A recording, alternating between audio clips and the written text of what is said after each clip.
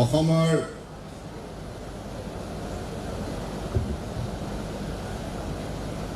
ভূমিহীন থলুৱা পৰিয়ালক মাটি পট্টা প্ৰদান কৰাৰ উপলক্ষে আজি ৰাজ্যজুৰি অনুষ্ঠিত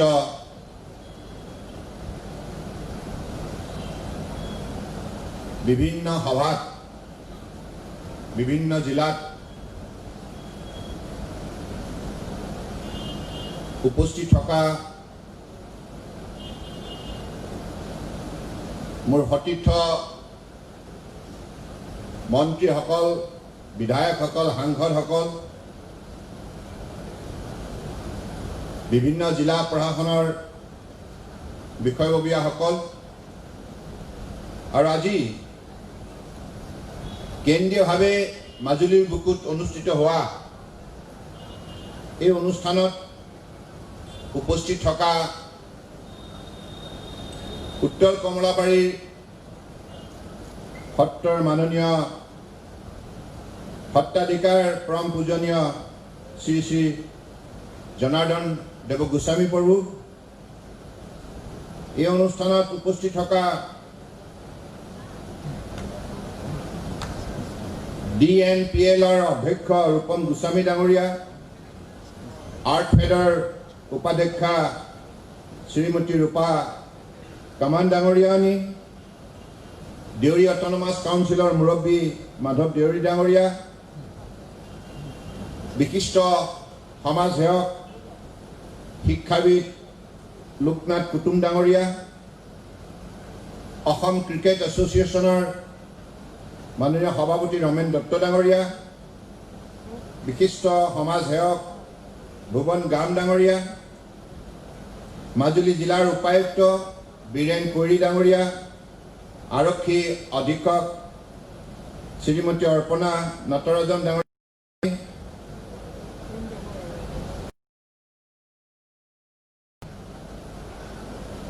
জিলা পৰিষদৰ CEO নাৰায়ণ নাথ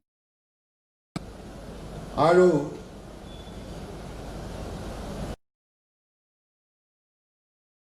নিৰ্বাচিত প্ৰতিনিধিসকল আৰু বিভিন্ন পঞ্চায়তত এই অনুষ্ঠানৰ সৈতে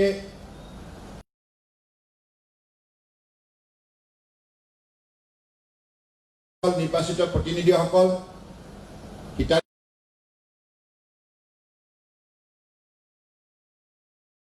আসন গ্ৰহণ কৰা পৰম শ্ৰদ্ধাৰ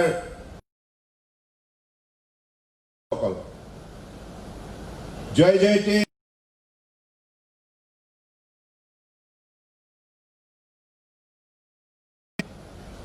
শ্ৰদ্ধা জ্ঞাপন কৰিছো।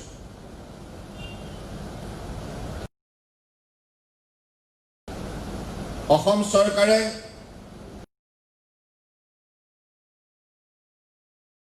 অসমৰ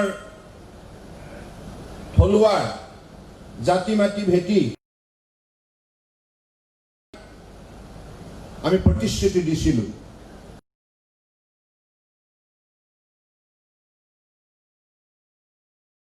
ভূমি নীতি হাতত লৈ অসমৰ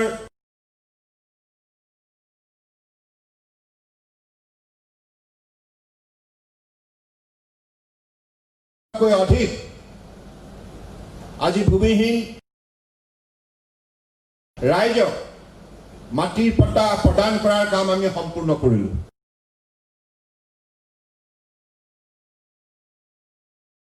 আৰু এই সকলোবিলাক কাম সম্ভৱ হৈছে সহযোগিতাৰ বাবে। 1952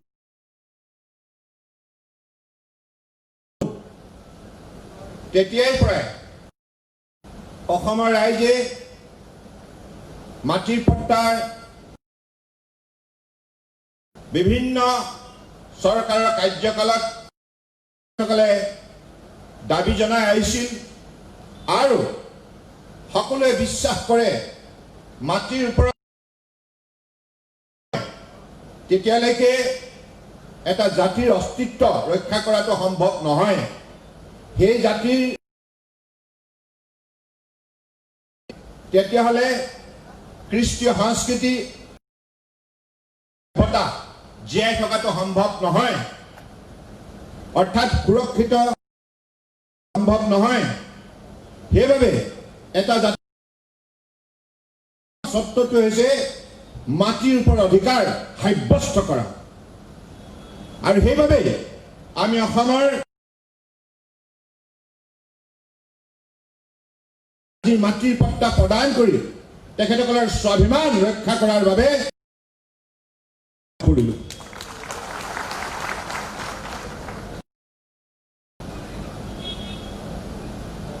মোৰ দৃঢ় বিশ্বাস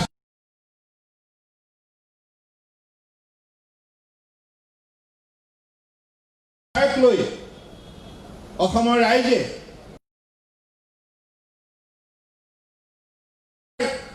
সাব্যস্ত কৰাৰ দিশত আজি এইখন চৰকাৰে লোৱা পদক্ষেপ নিশ্চিতভাৱে আমি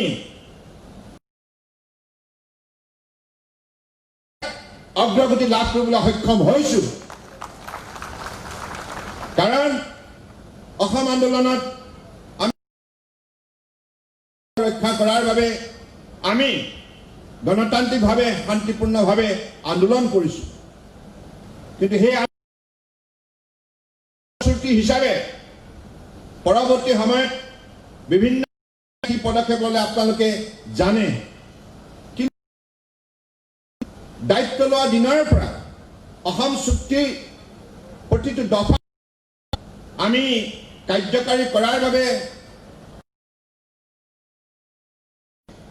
৩৫ বছৰে যিবিলাক সমস্যা সমাধান হোৱা নাই, পূৰ্বৰ চৰকাৰে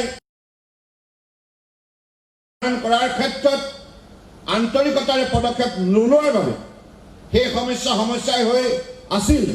কিন্তু আমাৰ এই বিষয়ত আন্তৰিকতাৰে ফলশ্ৰুতিত কেইবাটাও বিষয়ত আজি এইখন চৰকাৰে অগ্ৰগতি।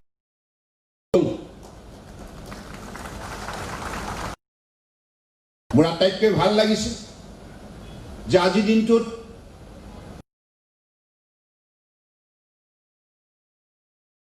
নিজৰ মাটিৰ ওপৰত অধিকাৰ কৰিবলৈ সক্ষম হৈছে। আজি মাটিৰ পট্টাখন পোৱাৰ লগে লগে মৰ্যাদা সহকাৰে নিজৰ মাটিৰ ওপৰত দৃঢ়তা দেখাবলৈ সক্ষম হ'ব। গতিকে অসম চৰকাৰে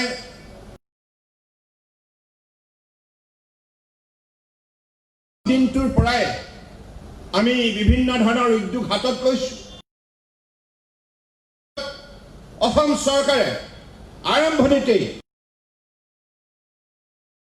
দিনটোতেই NRC কাৰ্যালয়লৈ গৈছোঁ। NRC কাৰ্যালয়লৈ গৈ কিন্তু গোটেই বিষয়টো যিহেতু মাননীয় উচ্চতম ন্যায়ালয়ৰ তত্ত্বাৱধানত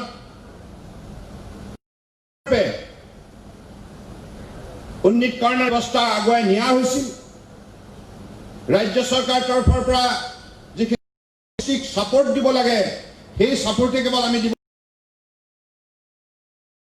সময়ত যিখন NRC চূড়ান্ত ৰূপ দিয়া হ'ল, সেই NRC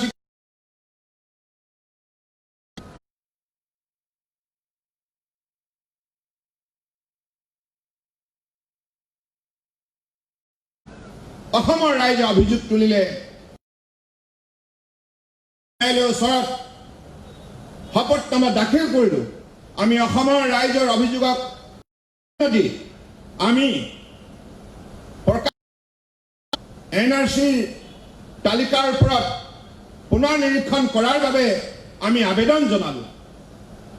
আৰু আজিৰ তাৰিখতো অসম চৰকাৰে সম্পূৰ্ণৰূপে NRCখন প্ৰস্তুত কৰাৰ বাবে আমি প্ৰস্তুত। গতিকে সেইবাবে মই বিশ্বাস ৰাখিছোঁ সহযোগত আমি কোনো কামতে ত্ৰুটি কৰা নাই আমি আন্তৰিকতাৰে এই কামত আত্মনিয়োগ কৰিছিলোঁ অসমৰ ৰাইজে নিশ্চয়টো প্ৰত্যক্ষ কৰিছে আপোনালোকেও জানে যোৱা দিনবিলাকত কেনেধৰণে NRC ক্ষেত্ৰত ৰাজ্য চৰকাৰে উদ্যোগ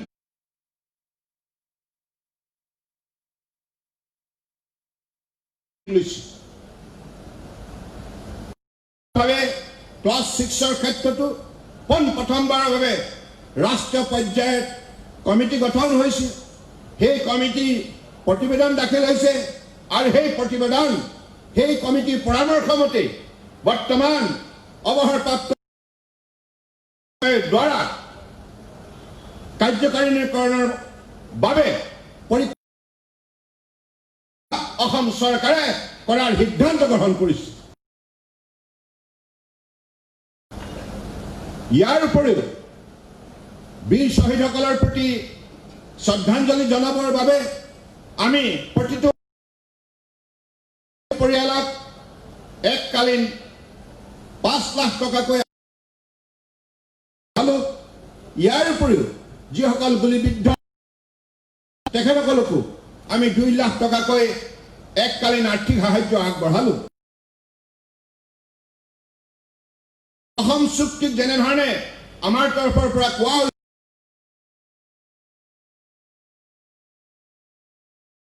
সেই আন্তৰিকতা আমি কামে কাজে অসমৰ ৰাইজৰ সন্মুখত আমি আৰু গোটেই বিষয়টো আন্তৰিকতাৰে আগুৱাই নিয়াৰ ক্ষেত্ৰত সকলো ধৰণৰ প্ৰচেষ্টা হাতত লৈছোঁ ইয়াৰ উপৰিও বাংলা সিল কৰাৰ সন্দৰ্ভত অসম চৰকাৰে প্ৰতিশ্ৰুতি দিছিল সেই প্ৰতিশ্ৰুতি মতে কেন্দ্ৰীয় চৰকাৰৰ সহযোগত আমি ব্ৰহ্মপুত্ৰৰ বুকুত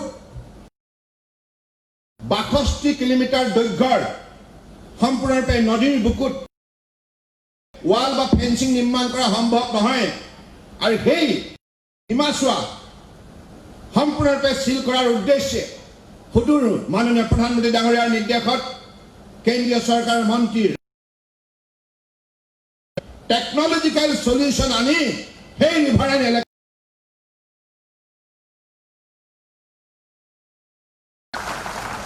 গতিকে অসম চুক্তি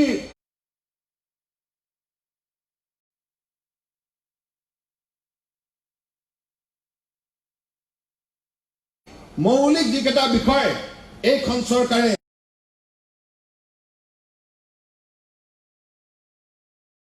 হাতত লৈ আহিছে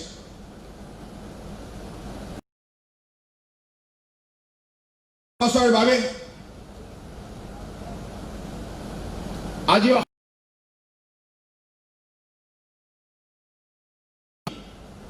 অসমৰ বুকুত বসবাস কৰা দিয়াৰ বাবে আমি যিখিনি উদ্যোগ লৈছো অসমীয়া ৰাইজৰ স্বাভিমান ৰক্ষা কৰাৰ ক্ষেত্ৰত ই সহায় কৰিব কৃষ্টি সংস্কৃতি প্ৰতিটো জাতি জনগোষ্ঠী ৰক্ষা কৰাৰ বাবে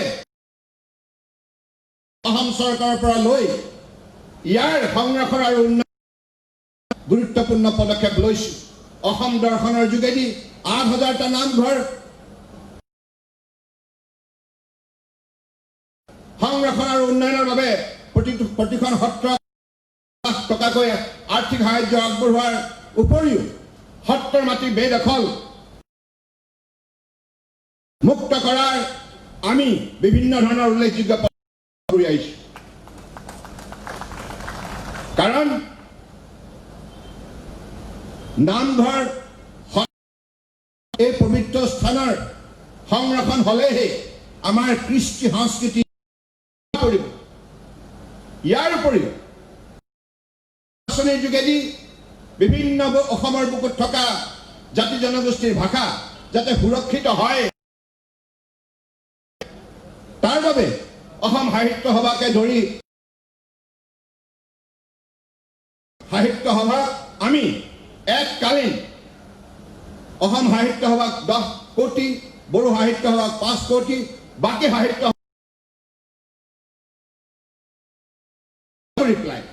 যাতে আমাৰ খিলঞ্জীয়া ভূমিপুত্ৰসকলৰ থলুৱা সংস্কৃতি যাতে শক্তিশালী যাব পাৰে, সকলোৰে ভাষা সংৰক্ষিত হয়, ইয়াৰ প্ৰতি লক্ষ্য মনে কৰিছো। অৰ্থাৎ কৃষ্টি সংস্কৃতি, ভাষা, সাহিত্য আৰু অস্তিত্ব ভাবে ক্লাছ 6 যি ভাষা কয় মূল্যাংকন কৰাৰ ক্ষেত্ৰত ৰাজ্য চৰকাৰৰ তৰফৰ পৰা যিখিনি দায়বদ্ধতাৰে পালন কৰিছো, ইয়াত আমি ত্ৰুটি কৰা নাই। অসম চৰকাৰে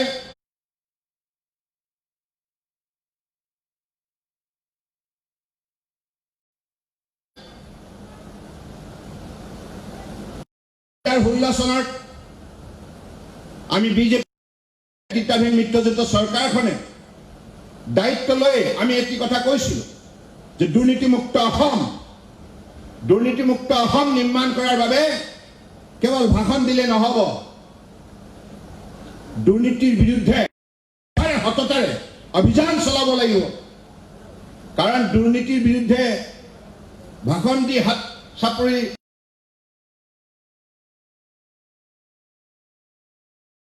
পাওঁতে বহু প্ৰত্যাহ্বান সন্মুখীন হ'ব লগা হয়। যোগ্যতাৰে প্ৰত্যুত্তৰ দি এইখন চৰকাৰৰ কাৰ্যকালত বিভিন্ন অভিযানত আমি উল্লেখযোগ্য সফলতা অৰ্জন কৰিছো। সোণৰ পৰা আৰম্ভ কৰি, হাৰৰ পৰা আৰম্ভ কৰি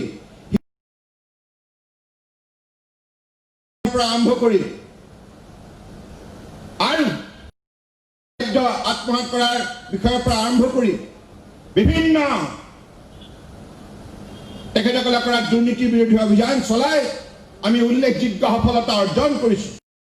অসম পুলিচৰ দ্বাৰা নিৰন্তৰ অভিযান চলাই আমি APSCত হোৱা কেলেংকাৰী সকলোবিলাক কৰি দৃষ্টান্তমূলক শাস্তি দিবলৈ সক্ষম হৈছো।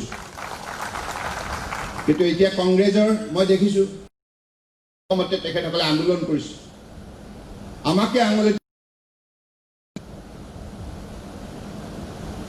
ফ্ৰম শ্ৰদ্ধা ৰাইজ 15 বছৰ কংগ্ৰেছে দুৰ্নীতিৰ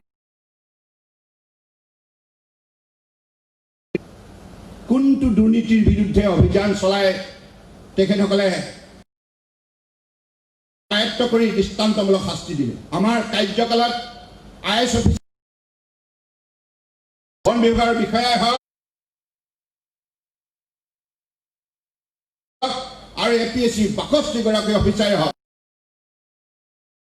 বিষয়াক আমি কায়ত্ত কৰি দৃষ্টান্তমূলক শাস্তি দিছো। আমি কাকো ৰেহাই দিয়া নাই। কিন্তু কংগ্ৰেছে তেনেধৰণৰ পাৰিবনে?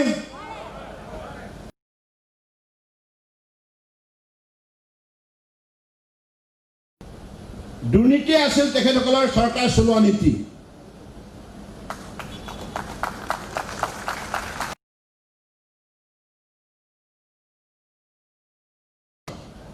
আন্তৰিকতা লাগিব, নিষ্ঠা লাগিব। আৰু এতিয়া SI নিযুক্তিৰ সন্দৰ্ভত তেখেতসকলে বিভিন্ন ধৰণৰ কাৰ্যসূচী মই দেখিছো। মই তেখেতসকলক প্ৰশ্ন কৰিব বিচাৰিছো যে যি ষড়যন্ত্ৰ এই SI পৰীক্ষাটোক লৈ পেলাই ৰচনা কৰা হৈছিল, কিন্তু সেই ষড়যন্ত্ৰ তেখেতসকলে সফল কৰাৰ প্ৰাক মুহূৰ্ততেই আমি পৰীক্ষাটো বাতিল কৰি পুনৰ তদন্ত দিছো। ইয়াত জড়িত থকা যিয়েই নহওক কিয় কায়ত্ত কৰক, দৃষ্টান্তমূলক শাস্তি দিয়ক। কাৰণ 90,000 যুৱক যুৱতীয়ে এই পৰীক্ষাত অৱতীৰ্ণ হোৱাৰ কথা আছে, কিন্তু তেখেতসকলে পৰীক্ষাৰ প্ৰশ্নকাকত ফাদিল হোৱাৰ কথা শুনিয়েই 15 মিনিটৰ ভিতৰত পৰীক্ষা বাতিল কৰিবলৈ নিৰ্দেশ দিয়া হ'ল। আৰু এই ষড়যন্ত্ৰত লিপ্ত থকা দায়িত্ব কৰিবৰ বাবে তদন্ত ঘোষণা কৰা হ'ল। এনেধৰণে তেখেতসকলৰ 15 বছৰ কাৰ্যকালত তেখেতসকলে দেখুৱাব পাৰিবনে এটা উদাহৰণ? পাৰিবনে?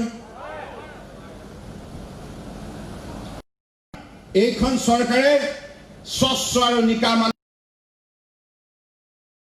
অসমৰ জনসাধাৰণক আস্থা আৰু বিশ্বাসত লৈ চৰকাৰ চলাইছে। আমি কোনো কথা লুকুৱাৰ কোনো প্ৰয়োজন নাই। সকলো কথা স্বচ্ছ জনসাধাৰণক জনাই আমি আমাৰ কাৰ্যনিৰ্বাহ কৰিছো।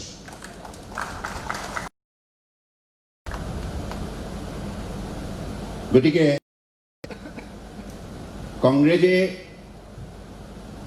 দুৰ্নীতিৰ বিৰুদ্ধে নৈতিক অধিকাৰ কেতিয়াবাই হেৰুৱালে।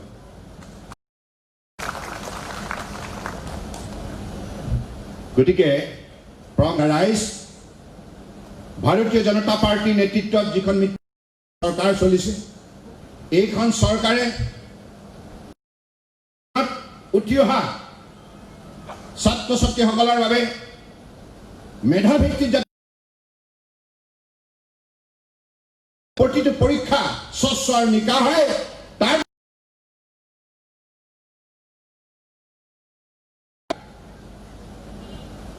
স্থায়ী নিযুক্তি আৰু ঠিকাভিত্তিক নিযুক্তিৰ আৰু 55,000 নিযুক্তি দিয়া হ'ব। সকলো স্বচ্ছ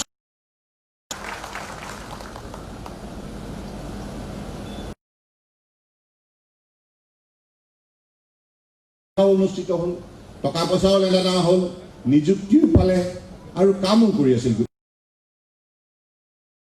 আমি আহিয়ে গোটেই বিষয়টো তদন্ত কৰি পেলাই ধৰা পেলালো।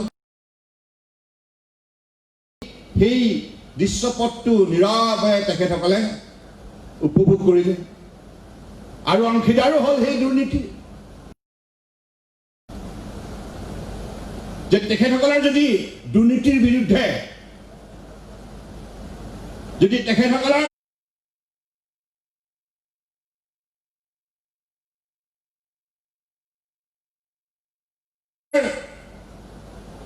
এটা শক্তি গ্ৰহণ কৰাৰ সাহস থাকিল হয়, তেতিয়াহ'লে APSC অবৈধভাৱে টকা পইচা লেনদেন কৰি যি নিযুক্তি হৈছিল, সেইটো তেখেতসকলৰ কাৰ্যকালতে 15 বছৰ কাৰ্যকালতে তেখেতসকলে বন্ধ কৰিব পাৰিলে হয়। নকৰিব। এই প্ৰশ্নৰ উত্তৰ দিব পাৰিব? প্ৰশ্নটোৰ উত্তৰ দিব পাৰিবনে?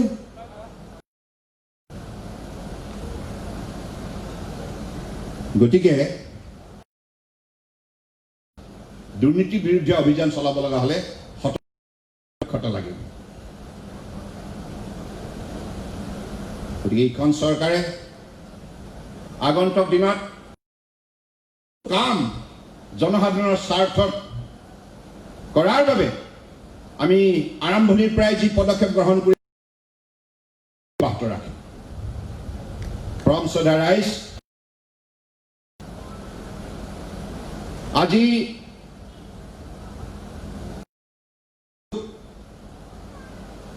এতিয়ালৈকে আমাৰ কাৰ্যকালত প্ৰায় 8,000 ভূমিহীন লোকক মাটিৰ পট্টা দিয়াৰ কাম আমি সম্পূৰ্ণ কৰিলোঁ।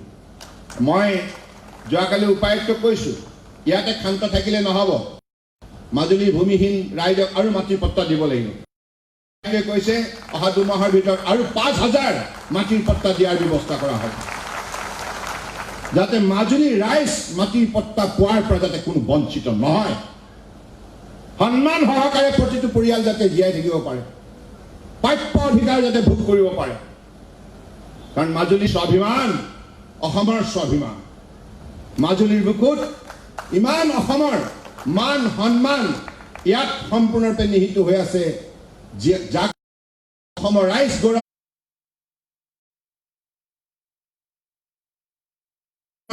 দেশ বিদেশত। যদি সেইবাবে সংৰক্ষণ, মাজুলীৰ উন্নয়ন, মাজুলীৰ মৰ্যাদা, এই সকলোবিলাক আমাৰ সমূহীয়া দায়িত্ব। গতিকে সেই দায়িত্ব নিষ্ঠাৰে পালন কৰাৰ বাবে আমি প্ৰত্যেকেই এনেধৰণৰ পবিত্ৰখনত সংকল্পবদ্ধ হ'ব লাগিব। অসম চৰকাৰে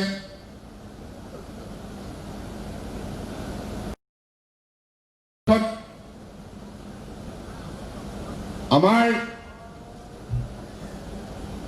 যুৱক যুৱতীসকলৰ বাবে বিভিন্ন আঁচনি হাতত লৈছে, মহিলাসকলৰ কাৰণে বিভিন্ন আঁচনি হাতত লৈছে, আৰু বৃদ্ধ বৃদ্ধাৰ বাবে আঁচনি হাতত লৈছে, অবিবাহিত মহিলাৰ বাবে আঁচনি হাতত লৈছে, নতুনকৈ বিবাহ আবদ্ধ হোৱা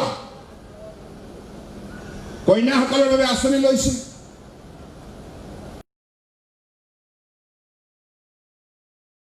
হিতাধিকাৰী পাব পাৰে। ইয়াৰ বাবে স্বচ্ছতাৰে আগুৱাই আনিছে। গতিকে সেইবাবে মই বিশেষকৈ ছাত্ৰ ছাত্ৰী যে এইখন অসমৰ ল'ব লাগিব, এইখন অসমৰ উন্নয়নৰ দিশত অগ্ৰণী ভূমিকা আপোনালোকে পালন কৰিব লাগিব। বিভিন্ন জীৱনৰ কৰ্মক্ষেত্ৰত একো একো জীৱিকা সন্তান হিচাপে নিজক প্ৰতিষ্ঠা কৰিব পাৰিব লাগিব। গতিকে সেই লক্ষ্যৰে আগবাঢ়িবলৈ হ'লে নিশ্চিতভাৱে আমাৰ অধ্যয়নত আন্তৰিকতাৰে মগ্ন হ'ব লাগিব। আৰু উঠি অহা ডেকা ডেকেৰীসকল অসম গঢ় দিয়াৰ বাবে নিজকে আত্মনিৰ্ভৰ একগৰাকী যুৱক যুৱতী হিচাপে প্ৰতিষ্ঠা কৰিব লাগিব। গতিকে কৰ্ম সংস্কৃতিৰ বিনে আমাৰ কোনো বিকল্প নাই। কঠোৰ পৰিশ্ৰম কৰাৰ মানসিকতা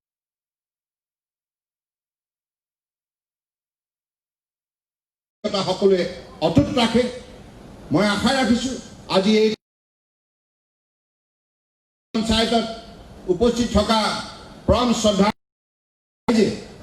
আজি মাটিৰ পট্টা এই বিতৰণ অনুষ্ঠানত উপস্থিত থাকি আমাৰ অনুষ্ঠানটোৰ হস্ত বৃদ্ধি কৰিছে। মই বিশ্বাস ৰাখিছোঁ আপোনালোকে যিদৰে মাটিৰ পট্টা পাইছে সেই মাটি যাতে আপোনালোকে আগন্তুক দিনত সৎব্যৱহাৰ কৰে আৰু সেই মাটি আপোনালোকে যেন উৎপাদনৰে আগবাঢ়ি যায় তাৰ প্ৰতি বিশেষভাৱে আহ্বান জনাই সদৌ শেহত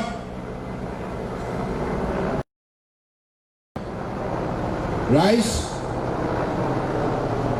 আমি অসম চৰকাৰে ভাৰতবৰ্ষৰ বুকুত অন্যতম শক্তিশালী ৰাজ্য কৰাৰ লক্ষ্য স্থিৰ কৰিছোঁ। গতিকে সেই লক্ষ্যত উপনীত হ'ব লগা হ'লে আৰু মাননীয় প্ৰধানমন্ত্ৰী ডাঙৰীয়াই আত্মনিৰ্ভৰ ভাৰত নিৰ্মাণ কৰাৰ বাবে ভাৰতবৰ্ষৰ জনগণক আহ্বান জনাইছে। তেখেতৰ আহ্বানৰ প্ৰতি সঁহাৰি জনাই আমিও আত্মনিৰ্ভৰ অসম নিৰ্মাণ কৰাৰ স্বাৰ্থত প্ৰত্যেকগৰাকী পুৰুষ মহিলা যুৱক যুৱতীয়ে সংকল্পবদ্ধ হ'ব লাগিব। কাৰণ কৰোনা ভাইৰাছৰ এই সংকট কালত আমি বহু কথা উপলব্ধি কৰিলোঁ। আমি স্বাৱলম্বী হ'ব লাগিব, আত্মনিৰ্ভৰশীল হ'ব লাগিব। আমি পৰৰ ওচৰত হাত পাতিব নালাগিব। আৰু পৰৰ ওচৰত যদি সংকট কালত হাত পাতিব লগা পৰিস্থিতি থাকে তেতিয়াহ'লে আমি সদায় দুৰ্বল হৈ থাকিব লাগিব। লকডাউন এই সময়ছোৱাত দেশৰ ভিতৰতে আন এখন ৰাজ্যৰ আমদানি ৰপ্তানি যেতিয়া বন্ধ হ'ল সেই সময়ছোৱাত আমি উপলব্ধি কৰিলোঁ কি কি সামগ্ৰী আমাৰ মাজত নাই, কি কি সামগ্ৰী আছে। গতিকে এতিয়া অসমৰ মাটিত ইমান উৰ্বৰতা আছে, ইমান শক্তি আছে যে আমি বহু সামগ্ৰী ইয়াত উৎপাদন কৰিব পাৰোঁ আৰু স্বাৱলম্বী হ'ব পাৰোঁ আৰু দেশ বিদেশলৈ আমি কৰিব পাৰোঁ। গতিকে সেইখন বজাৰ দখল কৰাৰ মানসিকতাৰে যুৱ শক্তিসকল আপোনালোকে মন স্থিৰ কৰক। আমাৰ অসম, আমাৰ মাটি, আমাৰ অধিকাৰ। এই মাটিৰ ওপৰত আমি অধিকাৰ বাবে এই মাটিৰ পট্টা প্ৰদান কৰা হৈছে। এই মাটিতেই আমাৰ ভৱিষ্যত নিৰ্মাণ কৰিব লাগিব। গতিকে এই মাটিত আমাৰ ভৱিষ্যত নিৰ্মাণ কৰিব লগা হ'লে কেঁচা মাটিৰ সৈতে আমাৰ পোনপটীয়া সম্বন্ধ ৰচনা কৰিব লাগিব। গতিকে দৃঢ়তাৰে আমি অসমক ভাৰতবৰ্ষৰ অন্যতম শক্তিশালী ৰাজ্য আমি গঢ় দিবই লাগিব আৰু আমি নিশ্চিতভাৱে পাৰিম। আৰু দক্ষিণ পূব এছিয়াৰ বজাৰখন মনস্থ কৰিব লাগিব, সংকল্প গ্ৰহণ কৰিব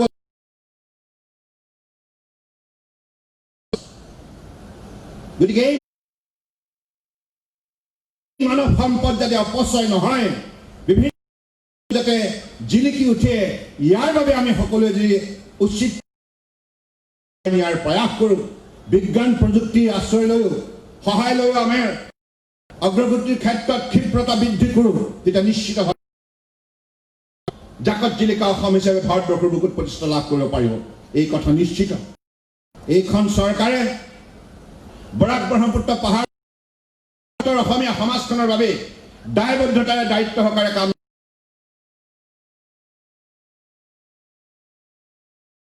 যে আমাৰ মাজত গুৰুজনাই যি শান্তিৰ বাণী আমাক প্ৰদান কৰি গৈছে, এই কথা আমি সকলো সময়তে মনত আমাৰ সমাজখনৰ শান্তি সম্প্ৰীতি ভাতৃত্ববোধ বন্ধুত্ব জীয়াই ৰখাৰ প্ৰয়াস কৰিব লাগিব। সমন্বয় যোগেদিহে অসমখন সৰ্বতো প্ৰকাৰে শক্তিশালী কৰি তুলিব লাগিব। আৰু যেতিয়া আমি ঐক্যবদ্ধভাৱে পৰিশ্ৰম কৰিম, আমাৰ মৰ্যাদা আমি নিশ্চিতভাৱে সন্মান সহকাৰে পাব। আৰু মাজুলীবাসী ৰাইজ, আপোনালোক মহান। আজি মাজুলীৰ বুকুত যদি নতুন নতুন পৰিকল্পনা সম্ভৱ হৈছে, আজি কিছু সময় আগতে মই বনগাঁৱত 5 মেগাৱাটৰ এটা সাব ষ্টেচন উন্মোচন কৰি আহিলো। এতিয়া মাজুলীৰ মেগাৱাট, আৰু সেই 8 মেগাৱাটৰ পৰা এতিয়া গৈ মাজুলী হ'ল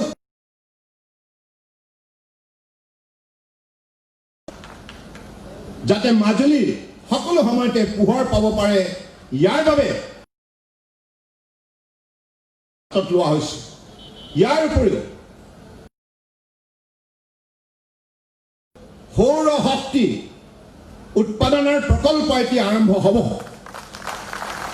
যাতে মাজুলীৰ বাবে যাৱতীয় যিখিনি আমাক বিদ্যুৎ লাগে, যিখিনি পাৱাৰ লাগে, সেইখিনি যাতে আমি মাজুলীতে উৎপাদন কৰিব পাৰোঁ, ইয়াৰ প্ৰতি লক্ষ্য ৰাখি আজি APDCL-ৰ 3টা কোম্পানীৰ মুৰব্বীৰ সৈতে মই আলোচনা কৰি তেখেতসকলক নিৰ্দেশ দিছোঁ। আৰু তেখেতসকলে কৈছে, উপায়ুক্তগৰাকীক কৈছে, আপুনি মাটি বিচাৰি দিয়ক, আৰু মাটি পোৱাৰ লগে লগে প্ৰকল্পৰ কাম আৰম্ভ হ'ব। আৰু সেই প্ৰকল্প সম্পূৰ্ণ হ'লে মাজুলীয়ে বিদ্যুৎ যোগানৰ ক্ষেত্ৰত স্বাৱলম্বী হ'ব। আৰু বিদ্যুৎ 24 ঘণ্টাই থাকিলেহে আমাৰ সৰু সৰু উদ্যোগ ইয়াত গঢ় লৈ উঠিব। আৰু সেই উদ্যোগ প্ৰতিষ্ঠা কৰি আমাৰ যুৱশক্তি লাভৱান হ'ব, নিজেই সংস্থাপিত হোৱাৰ উপৰিও 10জনক সংস্থাপিত দিবলৈ সক্ষম হ'ব। মাজুলীক আত্মনিৰ্ভৰশীল কৰি তোলাৰ লক্ষ্য স্থিৰ কৰা হৈছে।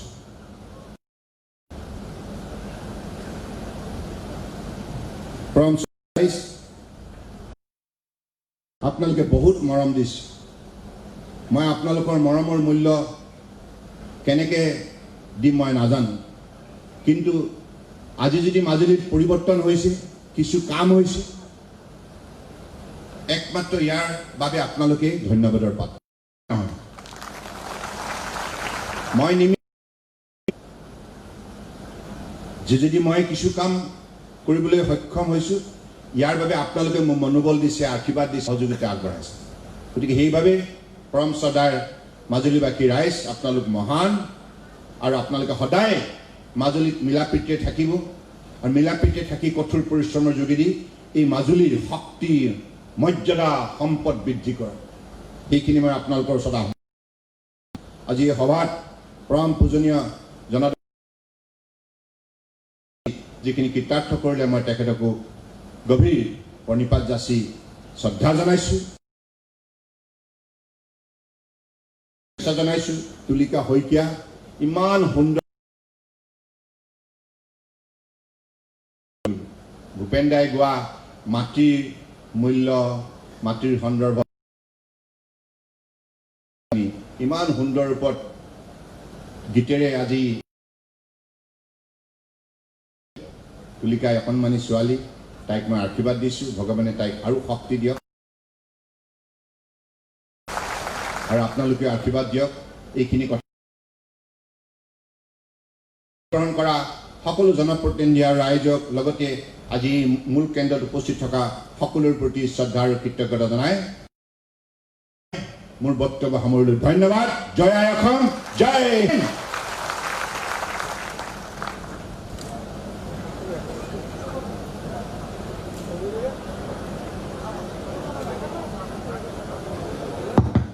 সন্মানীয় মুখ্যমন্ত্ৰী মহোদয়ক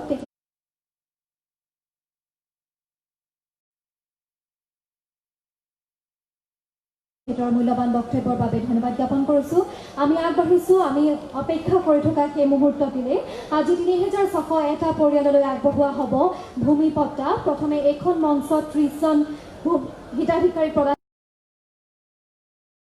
ৰাজচক্ৰৰ অধীনত ভূমি পট্টা লাভ কৰা শ্ৰদ্ধাৰ নৰেন নাথ মহোদয়ক তেখেত ভূমি পট্টা গ্ৰহণ কৰিবৰ বাবে অনুৰোধ জনাইছোঁ। সন্মানীয় মুখ্যমন্ত্ৰী মহোদয়ৰ পৰা এই ভূমি পট্টা গ্ৰহণ কৰিব নৰেন নাথ মহোদয়, ৰঙাচাহী গাঁৱৰ নৰেন নাথ মহোদয়। ইয়াৰ পিছতে ভূমি পট্টা গ্ৰহণ কৰিবলৈ মঞ্চলৈ স্বাগতম জনাইছোঁ শ্ৰদ্ধাৰ গোবিন হাজৰিকা মহোদয়, পোকাঝৰা গাঁৱৰ গোবিন হাজৰিকা। তেখেতৰ পিছতে ভূমি পট্টা গ্ৰহণ কৰিব শ্ৰদ্ধাৰ মালভোগ শইকীয়া মহোদয়ে, ২ নং ভোৰামৰা গাঁৱৰ। তেখেতৰ পিছতে ভূমি পট্টা গ্ৰহণ কৰিব শ্ৰীমতী অনু শইকীয়া বাইদেৱে।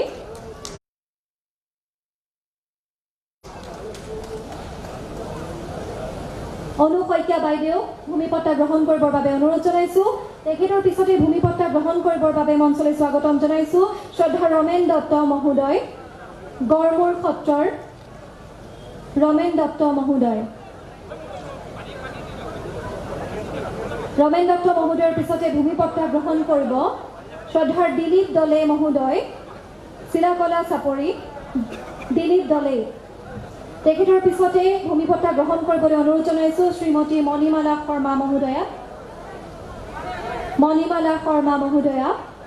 তেখেতৰ পিছতে ভূমি পট্টা গ্ৰহণ কৰিব শ্ৰীমতী কলিমাৰী দাস মহোদয়াই। তেখেতৰ পিছতে ভূমি পট্টা গ্ৰহণ কৰিবলৈ মঞ্চলৈ স্বাগতম জনাইছোঁ ধনবীৰ পেগু মহোদয়ক। ধনবীৰ পেগু মহোদয়ৰ পিছতে ভূমি পট্টা গ্ৰহণ কৰিব অনিল পামে। অনিল পামে মহোদয়ক ভূমি পট্টা গ্ৰহণ কৰিবৰ বাবে অনুৰোধ জনাইছোঁ। এইবাৰ অমূল্য দাস মহোদয়ক ভূমি পট্টা গ্ৰহণ কৰিবৰ বাবে মঞ্চলৈ স্বাগতম জনাইছোঁ। অমূল্য দাস মহোদয়। তেখেতৰ পিছতে ভূমি পট্টা গ্ৰহণ কৰিবলৈ মঞ্চলৈ স্বাগতম জনাইছোঁ শ্ৰীমতী আইধন নেওগ। এইবাৰ আইধন নেওগ ডাঙৰীয়ানীক ভূমি পট্টা গ্ৰহণ কৰিবৰ বাবে অনুৰোধ জনাইছোঁ। এইবাৰ মঞ্চলৈ স্বাগতম জনাইছোঁ প্ৰদীপ বৰা ডাঙৰীয়াক।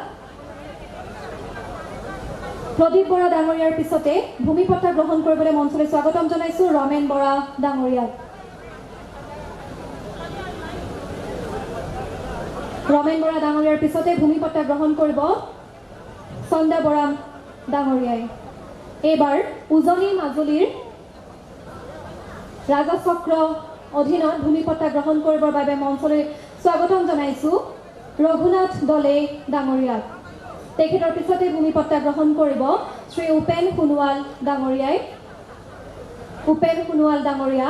তেখেতৰ পিছতে ভূমি পট্টা গ্ৰহণ কৰিব শ্ৰী বল্লৰ দেউৰী ডাঙৰীয়াই। বল্লৰ দেউৰী ডাঙৰীয়া। তেখেতৰ পিছতে ভূমি পট্টা গ্ৰহণ কৰিব শ্ৰী দিবাকৰ শইকীয়া ডাঙৰীয়াই। দিবাকৰ শইকীয়া ডাঙৰীয়াৰ পিছতে ভূমি পট্টা গ্ৰহণ কৰিব কমল চান্দ পেগু। তেখেতৰ পিছতে ভূমি পট্টা গ্ৰহণ কৰিব শ্ৰীমতী লক্ষীৱালা পায়েং। লক্ষীৱালা পায়েঙৰ পিছতে ভূমি পট্টা গ্ৰহণ কৰিব শ্ৰী কালসিং দাস। তেখেতৰ পিছতে ভূমি পট্টা গ্ৰহণ কৰিব শ্ৰীমতী ৰহিলা ভূঞা ডাঙৰীয়ানী। ৰহিলা ভূঞা। তেখেতৰ পিছতে ভূমি পট্টা গ্ৰহণ কৰিবৰ বাবে বিপুল দলে ডাঙৰীয়াক অনুৰোধ জনাইছোঁ। বিপুল দলে ডাঙৰীয়াৰ পিছতেই ভূমি পট্টা গ্ৰহণ কৰিব ৰীণা চুতীয়া। ৰীণা চুতীয়া। তেখেতৰ পিছতে ভূমি পট্টা গ্ৰহণ কৰিব গোলাপী তামুলী, শ্ৰীমতী গোলাপী তামুলী। তেখেতৰ পিছতে ভূমি পট্টা গ্ৰহণ কৰিব শ্ৰীমতী ৰীতা মিলি। ৰীতা মিলিৰ পিছতে ভূমি পট্টা গ্ৰহণ কৰিব অমিয়া দেৱী ডাঙৰীয়ানীয়ে। তেখেতৰ পিছতে ভূমি পট্টা গ্ৰহণ কৰিব অনিময় ভূঞা। অনিমাই ভূঞাৰ পিছতে ভূমিপট্টা গ্ৰহণ কৰিব শ্ৰীমতী বিমলা হাজৰিকা ডাঙৰীয়ানী।